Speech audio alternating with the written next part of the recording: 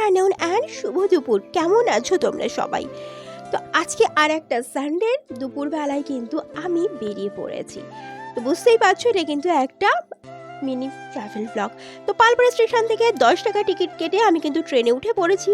আর আজকে লেডিস কম্পার্টমেন্টে অন্যান্য দিনের তুলনায় কিন্তু ছিল বেশ ভিড়। তো হাই, দিস ইজ পাপি and welcome back to my channel another new mini travel blog. তো চলে এসেছি নৈহাটি। আর প্রথমে এসে আমি কিছুক্ষণ এদিক ওদিক হাঁটাহাঁটি করছিলাম, মানে আমি বুঝতে পারছিলাম না কোন দিক থেকে বেরোবো। তো এই হচ্ছে দেখো নৈহাটি স্টেশন। আর নৈহাটি বলতে সবার আগে যে কথাটা মাথায় আসে সেটা হচ্ছে বড়মার মন্দির। বাট আজকে আমি বড়মার মন্দিরে যাচ্ছি না। এটা হচ্ছে ওভারব্রিজ, যে ওভারব্রিজটা একদম অন্যদিকে বাইরের দিকে কানেক্ট করে। তো আজকে কিন্তু ওই দিকটাই চলে যাবো, মানে 5 নম্বর প্ল্যাটফর্মের দিক থেকে। তো আজকে আমি চলে যাচ্ছি সাহিত্য সম্রাট বঙ্কিমচন্দ্র চট্টোপাধ্যায়ের বসতবাড়ি, যেটা কিন্তু এখন মিউজিয়ামে পরিণত করা হয়েছে, সেটা দেখতে। সাথে তোমাদেরকেও দেখাচ্ছি। তো ওয়াক ডিস্টেন্স বলে কিন্তু কোনো অটো বা টোটো এদিকে কেউ আসতে চাইলো না। তো আমি শুনে শুনে যাচ্ছিলাম, আর যেতে যেতে বুঝলাম বেশ অনেকটাই কিন্তু পথ। তারপর দেখো এখানে একটা বঙ্কিমচন্দ্রের একটা মূর্তি এখানে রয়েছে, এই দেখো। আর এই জায়গাটাকে স্থানীয় লোকেরা বলে এটা বঙ্কিমনগর। আর ঠিক এই মূর্তিটার অপোজিট রাস্তাটা, যে গলিটা চলে গেল, এখান থেকে কিন্তু ওই মিনিট খানেক হাঁটলেই কিন্তু আজকের ডেস্টিনেশনটা চলে আসবে। ওই দেখো দূর থেকে একটা মন্দিরের চূড়ো আমি দেখতে পাচ্ছি। তো আজকে যাব ঠিক ওখানটাতে। তো দেখো আমি কিন্তু ভীষণ এক্সাইটেড, কারণ কথা সাহিত্যিক কথা সম্রাট বঙ্কিমচন্দ্র চট্টোপাধ্যায় দেখো অনেক লেখাই তো পড়া হয়েছে আর কি, বাংলা বইয়ের পাতায় পড়া হয়েছে, ইতিহাসের কথা মানে পাতায় তার নাম স্বর্ণাক্ষরে লেখা আছে। আজকে তার বাড়ি দেখতে যাচ্ছি। তো আমি কিন্তু চলে এসেছি এই যে বঙ্কিম ভবন গবেষণা কেন্দ্রের সামনেটায়। তো এখানে একজনকে দেখে আমি জিজ্ঞাসা করেছিলাম যে কোন দিক থেকে ঢোকার রাস্তা। তো সে বলেছিল প্রথম সানডে বন্ধ। তো শুনে প্রথম একটু ঘাবড়ে গিয়েছিলাম আর কি। তো আশেপাশে কোনো লোকও দেখতে পাচ্ছিলাম না। অ্যাকচুয়ালি এটা কিন্তু ছিল আগে বঙ্কিমচন্দ্রের বসতবাড়ি, যেটাকে কিন্তু এখন রক্ষণাবেক্ষণ করে বঙ্কিম গবেষণা গার হিসাবে পরিচিত হয়েছে, যেটা আর কি পরিণত করা হয়েছে। আর আগের থেকে কিন্তু যে ভগ্নপ্রায় দশা ছিল তার থেকে কিন্তু রিকনস্ট্রাক্ট করা হয়েছে। আর এখানে দেখো একটা মন্দির রয়েছে, এটা হচ্ছে শিব মন্দির। তবে খেয়াল করিনি, আমরা অন্য রাস্তা দিয়ে এসেছি। এখানে দেখলাম একটা ব্রিজ রয়েছে, তো ওই ব্রিজে যাওয়ার সময় চলে যাব আর কি। ব্রিজটা ক্রস করে গেলেই কিন্তু নৈহাটি স্টেশন। এখানে কিন্তু একটা সংগ্রহশালাও রয়েছে, তবে এখানকার ম্যাক্সিমাম জায়গাতে কিন্তু ফোন অ্যালাউ নয়। দেখো এটা হচ্ছে একটা শিব মন্দির।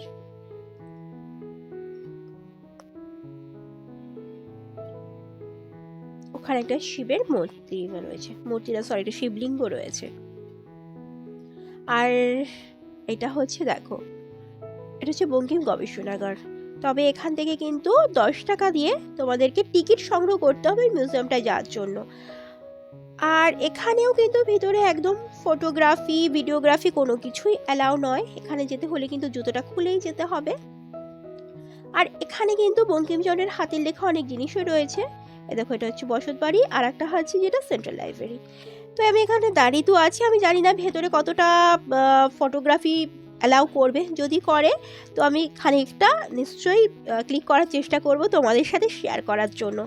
আর তোমাদেরকে বলবো পারলে একবার এসো না, নিজের চোখে একবার দেখে যাও। পুরনো এই জায়গাটায় কিন্তু আসলে পুরনো ইতিহাসের কথা কিন্তু মনে পড়ে যাবে। এই দেখো 10 টাকা দিয়ে কিন্তু এখান থেকে টিকিটটা সংগ্রহ করতে হয়। মাত্র 10 টাকার বিনিময়ে কিন্তু তোমরা আবার ইতিহাসের একটা ট্যুর করতে পারবে।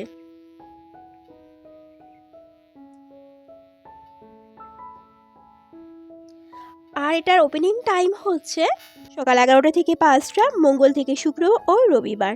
শনিবার আর যে কোনো পাবলিক হলিডে কিন্তু এখানে এলে তোমরা বন্ধ দেখতে পাবে। দেখো ভেতরে আমি যেটুকু দেখতে পাচ্ছি সেটুকু কিন্তু আমি খুব সাবধানে আমি ক্লিক করেছি। ওখানে বঙ্কিমচন্দ্রের একটা মূর্তি রয়েছে, এগুলোর কিন্তু শিলান্যাস ব্রাত্য বসু করেছিলেন। এখানে দেখো বঙ্কিমচন্দ্রের হাতে অনেক কিছুই কিন্তু লেখাগুলো সংরক্ষণ করে রাখা রয়েছে, যেগুলো কিন্তু এখানে আসলেই তোমরা দেখতে পাবে। এখানে রয়েছে হরপ্রসাদ শাস্ত্রী মহাশয়ের একটা মূর্তিও এখানে কিন্তু রয়েছে। জায়গাটাকে কিন্তু রিকনস্ট্রাক্ট করে কিন্তু খুব সুন্দর করা হয়েছে। দেখো এটা টোটালটা একবার দেখিয়ে দিই। পুরো শালা থেকে বেরিয়ে কিন্তু এখন যাচ্ছি শরৎচন্দ্রের বসত বাড়ি, যেটা কিন্তু এখন মিউজিয়ামে পরিণত করা হয়েছে। তবে তোমরা এসে কিন্তু এখানে যদি কাউকে না দেখো, সত্যি কিন্তু এই জায়গাটি হচ্ছে অনেকটা মন্দিরের মতন। দেখো সুন্দর টেরাকোটার কাজ করে রং করে খুব সুন্দর করা হয়েছে। অ্যাকচুয়ালি এই যে আসল যে জায়গাটা, এটা কিন্তু মাটির নিচে চাপা পড়ে গিয়েছে। মাটি খুঁড়ে ওটার নিদর্শন পাওয়া যায় এবং তারপর কিন্তু বেশ সুন্দর করে আবার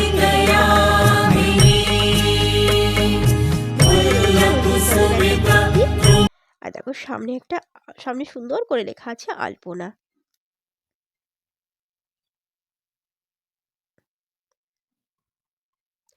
সত্যি বলতে এরকম জায়গাতে এসে না আমি ভীষণ এক্সাইটেড। আমি সবাইকে কিন্তু বলবো পারলে একবার কিন্তু ঘুরে যেও।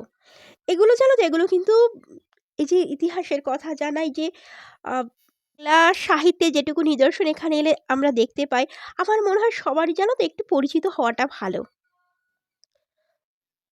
যে বন্দে মাতরম স্রষ্টা বঙ্কিমচন্দ্রের চট্টোপাধ্যায়ের এটা বাড়ি। আমার তো মনে হয় জানো তো এখানে অবশ্যই তোমরা এসো। আর পরবর্তী জেনারেশনের কাছেও কিন্তু এই বার্তাটা দেয়া খুব জরুরি, যেটা কিন্তু শুধু একটা গান ছিল না, এটা ছিল বিপ্লবীদের আবেগ।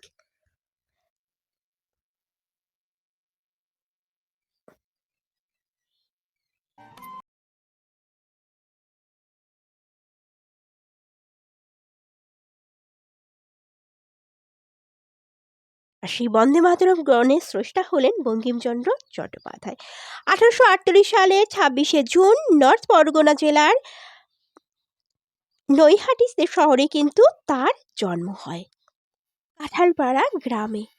তো দেখো আমি তো এখানে বসে আছি, আর এখানে কিন্তু প্রত্যেকটা রুমে যাওয়ার আগে কিন্তু জুতো খুলে যেতে হয়। আর ফোন না তো একদমই অ্যালাউ নেই, মানে ফটোগ্রাফি ভিডিওগ্রাফি কোনোটাই নাই, তাই তোমাদের কিন্তু খুব বেশি কিছু দেখাতে পারছি না। দেখো এটা হচ্ছে বন্দে মাতরম কক্ষ, এখানে বসেই কিন্তু সে বিখ্যাত বন্দে মাতরম গানটি রচনা করা হয়েছিল। বঙ্কিমচন্দ্র ছিলেন 19 শতকের বিশিষ্ট উপন্যাসিক, প্রাবন্ধিক ও সাংবাদিক। তিনি পরিচিত সাহিত্য সম্রাট নামে। বাংলা সাহিত্যে রয়েছে তার অপরিসীম অবদান। তিনি ছিলেন বঙ্গদর্শন পত্রিকার প্রথম সম্পাদক।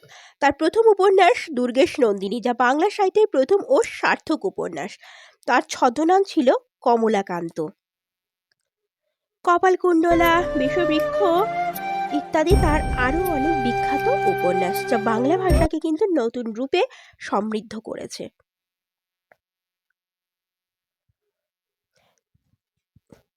এই বাইরের দিকে দেখো আমি একটু জুম করেই দেখাই, কারণ ভেতরে কিন্তু একদমই ফোন অ্যালাউ করছে না এরা। জনের এই বাড়িতে কিন্তু অনেক জ্ঞানীগুণী ব্যক্তিরও সমাবেশ ঘটেছিল। এখানে কিন্তু রবীন্দ্রনাথ ঠাকুর এসেছিলেন মাইকেল মধুসূদন দত্ত। এখানে কিন্তু বঙ্কিমচন্দ্রের ব্যবহার করা পালঙ্ক, তার একটি ঘড়ি, সেটাও কিন্তু রাখা আছে। এখানে বঙ্কিমচন্দ্রের পরিবারের মানুষজনের ছবিও কিন্তু রয়েছে, যেমন এটা হচ্ছে বঙ্কিমচন্দ্রের এক ভাইয়ের ছবি। এখানে কিন্তু হরপ্রসাদ শাস্ত্রী ও সমরেশ বসুরও কিন্তু যাতায়াত ছিল।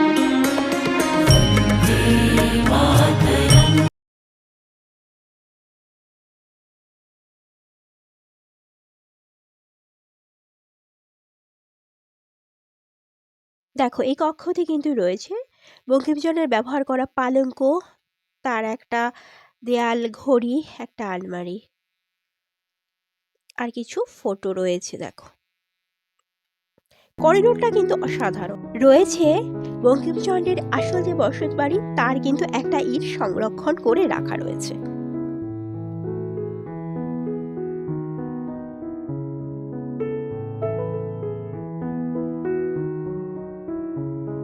তো দেখো অ্যাকচুয়ালি এখানে ফোন মানে একদমই অ্যালাউ নয়, তো যতটা আমি দেখতে পারলাম ততটা আমি তোমাদের সাথে শেয়ার করতে পারলাম না, যতটুকু পারলাম তোমাদেরকে শেয়ার করা করলাম। আর অবশ্যই বলবো তোমরা এসে না নিজের চোখে একবার কিন্তু জায়গাটা দেখতে।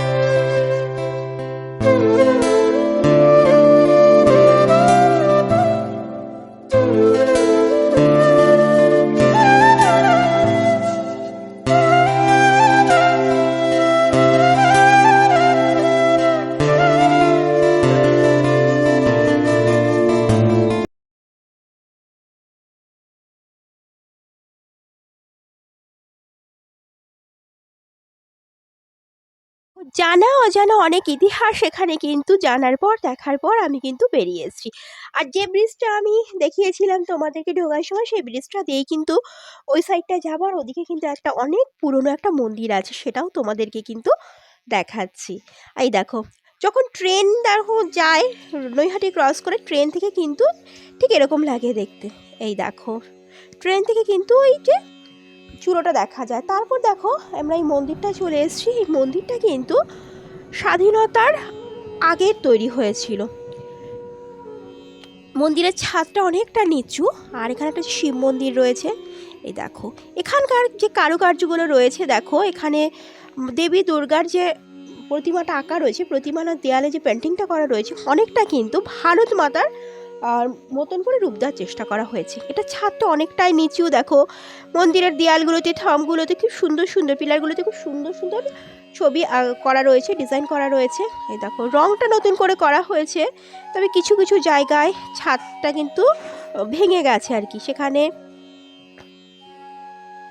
চিনসুরকি খসে পড়ছে। এই দেখো মূর্তিগুলো। এখানকার এই শিব মন্দির নাকি ভীষণ জাগ্রত। তো সামনে তো শিব পুজো আসছে, শিবরাত্রি আসছে, তখন এখানে কিন্তু ধুমধাম করে পুজো হয়। এই দেখো, এখানে কিন্তু মা দুর্গার রূপটা অনেকটা ভারত মাতার আদলেই করা রয়েছে। এখানে কিন্তু নিত্য পুজো হয়। রাধা কৃষ্ণের একটা মূর্তি দেয়ালে খোদাই করে রাখা রয়েছে, কি সুন্দর।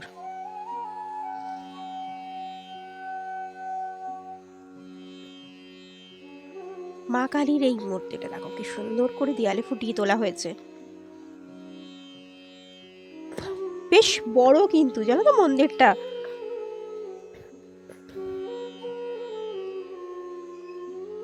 এখানে হচ্ছে বিষ্ণুর শুয়ে রয়েছে, সেইটা রয়েছে এখানে।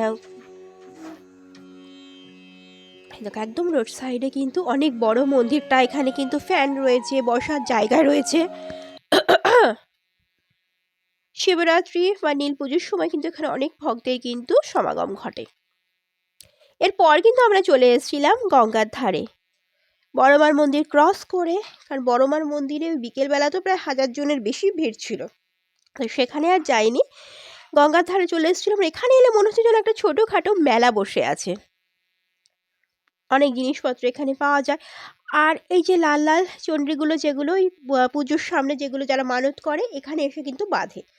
আর এই যে সূর্যাস্ত দেখতে দেখতে কিন্তু বেশ ভালো লাগছে। তো আজকের ব্লগটা ভালো লাগলে অবশ্যই একটা লাইক করো, কমেন্ট করো, চ্যানেলে যারা নতুন চ্যানেলটাকে সাবস্ক্রাইব করে পাশে থেকো, আর একবার কিন্তু অবশ্যই ঘুরে এসো।